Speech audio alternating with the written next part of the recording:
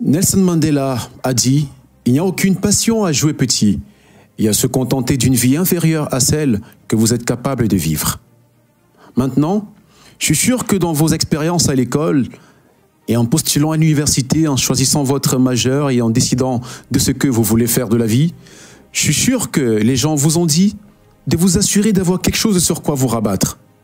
Mais je n'ai jamais compris ce concept, avoir quelque chose sur laquelle se rabattre. Si je vais tomber, je ne veux pas me rabattre sur quoi que ce soit. Je veux tomber en avant. Je me dis au moins comme ça, je verrai sur quoi me frapper sans consistance. Vous ne finirez jamais, alors faites ce qui vous passionne. Prenez des risques. N'ayez pas peur d'échouer. Il y a un vieux test de QI avec 9 points et vous deviez dessiner 5 lignes avec un crayon dans ces 9 points sans soulever le crayon. La seule manière de le faire est de sortir des sentiers battus. N'ayez pas peur de sortir des sentiers battus. N'ayez pas peur d'échouer grand, de rêver grand. Mais rappelez-vous, les rêves sans objectif sont juste des rêves. Reggie Jackson a été frappé 2600 fois dans sa carrière, le plus dans l'histoire du baseball. Mais vous n'entendez pas parler des barrages des gens. Rappelez-vous des circuits tombent vers l'avant. Thomas Edison a mené 1000 expériences ratées. Savez-vous, je ne le savais pas. Parce que la 1001e était l'ampoule. Chutez, chaque expérience ratée est un pas de plus vers le succès. Vous devez prendre des risques et je suis sûr que vous l'avez probablement déjà entendu, mais je vais vous expliquer pourquoi c'est important. Vous échouerez à un moment de votre vie, acceptez-le. Vous vous perdrez, vous serez embarrassé, vous passerez par des moments désagréables. Il n'y a aucun doute à se faire à propos de ceci. Et je sais que probablement, ce n'est pas un message ordinaire pour une cérémonie de remise de diplôme que je suis en train de faire. Mais recevez-le ainsi, c'est inévitable. Dans une activité en cours, vous échouez. En tout début de ma carrière, j'ai été auditionné pour un rôle dans une comédie musicale de Broadway. C'était le rôle parfait pour moi, je me le disais. Malgré le fait que je ne pouvais pas chanter, je n'ai pas été retenu. Mais je n'ai pas reculé. Je suis allé me préparer pour les prochaines auditions. Et la prochaine audition, j'ai prié. J'ai prié et j'ai prié encore. Mais j'ai continué à échouer et à échouer. Mais ça n'avait pas d'importance parce que, vous savez quoi? Il y a un vieux dicton qui dit « Si tu traînes assez longtemps autour du salon de coiffure, tôt ou tard, tu auras besoin de te faire une coiffure. Donc, tu prendras une pause. » Et moi, j'ai pris une pause.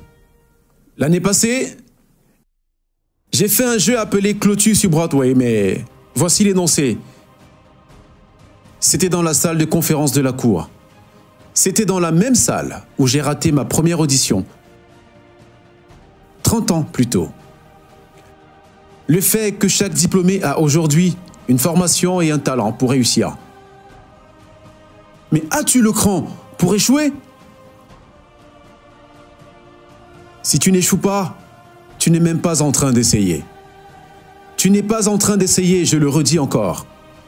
Si tu n'échoues pas, tu n'es même pas en train d'essayer. Pour avoir quelque chose que tu n'as jamais eu, tu dois faire ce que tu n'as jamais fait. Imagine-toi sur ton lit de mort et autour de ton lit de mort, il y a des fantômes qui représentent tes potentiels non réalisés. Le fantôme des idées non mises en œuvre. Le fantôme des talents que tu n'as pas utilisés. Et ils sont tous placés debout, autour de ton lit, fâchés, déçus et dérangés. Et ils te disent, nous sommes venus à toi parce que tu aurais pu nous ramener à la vie. Et maintenant, nous allons tous, ensemble, à la tombe. Donc, je te demande aujourd'hui, Combien de fantômes seront près de ton lit au dernier jour? Je reviens de l'Afrique du Sud, un beau pays, mais on y trouve des endroits avec une pauvreté extrême. Et l'Afrique est juste la partie visible de l'iceberg. Le Moyen-Orient a besoin de toi. Le Japon a besoin de toi. L'Alabama a besoin de ton aide. Le Tennessee a besoin de ton aide. Le Louisiane a besoin de ton aide. Philadelphie a besoin de ton aide. Le monde a besoin de beaucoup. Et nous en avons besoin de vous. Nous en avons vraiment besoin. Nous en avons besoin des jeunes. Je veux dire, je ne parle pas pour nous qui sommes déjà un peu vieux, mais nous en avons besoin de vous, les jeunes. Parce que rappelez-vous, tu dois sortir et tu dois donner tout ce que tu as. Que ce soit ton temps, ton talent, tes prières ou tes trésors. Ce que tu dois faire avec ce que tu as, je ne parle pas de combien tu as. Certains d'entre vous sont chefs d'entreprise. Certains sont théologiens, infirmiers, sociologues. Certains d'entre vous ont de l'argent. Certains d'entre vous ont de la patience. Certains d'entre vous ont de la gentillesse. Certains ont de l'amour. Certains ont le don de la patience. Peu importe ce que c'est, peu importe quel est ton don, qu'est-ce que tu feras de ce que tu as? Maintenant, voici ma dernière opinion sur l'échec. Parfois, c'est le meilleur moyen pour voir où est-ce que tu vas. Ta vie ne sera jamais un chemin droit. J'ai commencé à l'université comme un étudiant en pré-médecine. J'avais un cours intitulé « La morphogénèse cardiaque ». Je ne pouvais pas le lire. Je ne pouvais pas l'expliquer et j'étais sûr que je ne pouvais pas le valider. J'ai donc décidé de m'inscrire en droit, ensuite en journalisme et avec aucune orientation académique. Mes notes étaient trop dans leur propre direction. J'étais des étudiants avec une moyenne de 1,8 et l'université m'a poliment suggéré que ce serait mieux de prendre un peu de temps. J'avais 20 ans et j'étais à mon point le plus bas. Et le jour, je me souviens du jour exact, c'était le 27 mars 1975. J'ai aidé ma mère dans son salon d'esthétique. Ma mère avait un salon d'esthétique et il y avait cette vieille femme. Je ne la connaissais pas personnellement, mais je regardais dans un miroir et chaque fois que je regardais dans un miroir, je pouvais la voir derrière moi. Elle me regardait. Elle me regardait toujours à chaque fois que je la regardais. Et elle n'arrêtait pas de me lancer des regards étranges et elle m'a finalement dit quelque chose que je vais jamais oublier. Elle m'a dit ceci: jeune garçon, j'ai une prophétie spirituelle. Elle m'a dit: tu voyageras à travers le monde et parleras à des millions de personnes. Et dans les années qui ont suivi, juste comme ce que la femme avait prophétisé, j'ai voyagé à travers le monde et j'ai parlé à des millions de personnes à travers mes films. Des millions de personnes qui jusqu'à ce jour ne pouvaient pas me voir.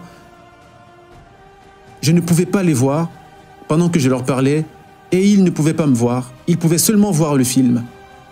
Ils ne pouvaient pas me voir réellement, mais vous, je vous vois aujourd'hui. Je suis encouragé parce que je vois.